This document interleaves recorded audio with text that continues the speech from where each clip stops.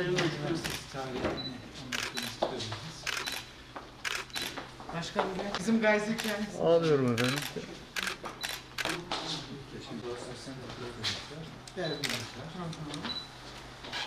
İnönü Üniversitemiz, Malatya'mızın köklü, büyük, 1975'te kurulmuş, 45 yıldır eğitimde, bilimde, hizmette önde gelen çok kıymetli bir kurumdur.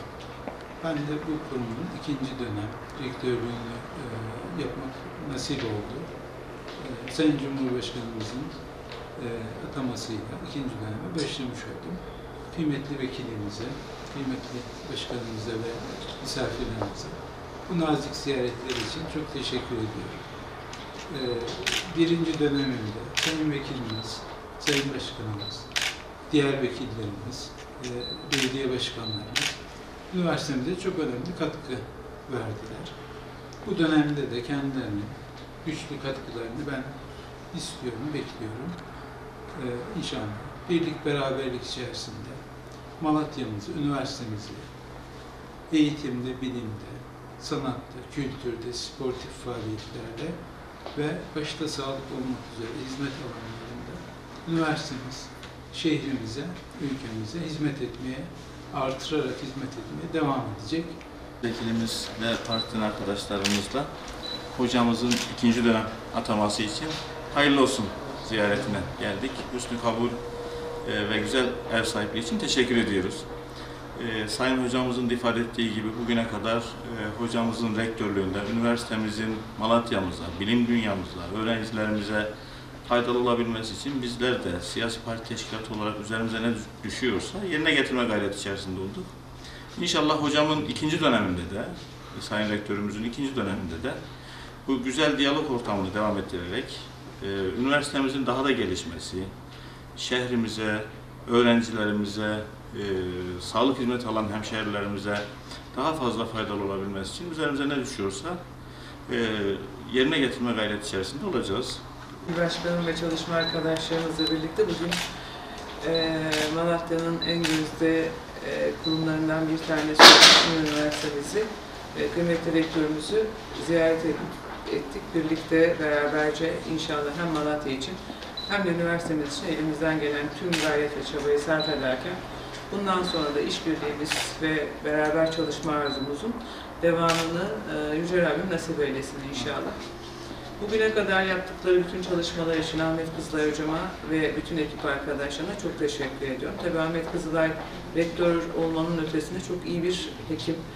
Rektör olmadan önce bizim ailemizin bütün fertlerini Allah rahmet eylesin, annem başta olmak üzere her birinde emeği olan kıymetli bir hocamız. Göreve geldikten sonra da inşallah bundan sonraki ikinci döneminde de İnönü Üniversitesi'nin hem ulusal hem de uluslararası alandaki yerini güçlendirmek ve emin adımlarla ilerletmek için çaba sarf edecek. Bizler de elimizden gelen tüm gayret ve çabayı bugüne kadar verdiğimiz destekler gibi bundan sonra da vermeye devam edeceğiz. Şimdi İnönü Üniversitesi'ne gelince geçmiş dönemin hikayelerinden birini hatırladım. 23.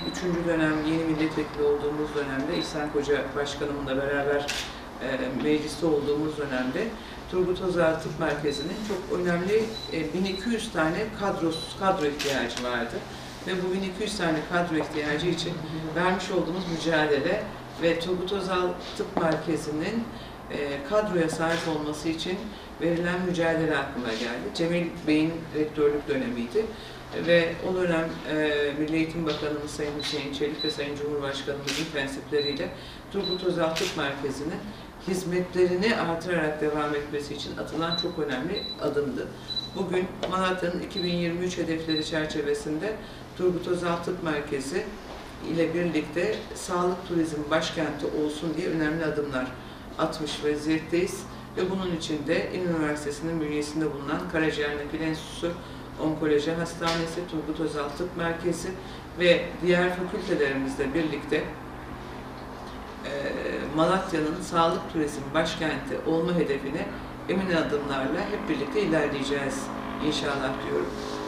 Öğrencilerimize derslerinde başarılar diliyoruz. Yeni eğitim öğretim yılının hayırlı uğurlu olmasını temenni ediyoruz. pandemi sürecinde yüz yüze eğitim zorlasa da artık teknolojinin getirisiyle elektronik ortamda derslerimiz organize edilmiş vaziyette.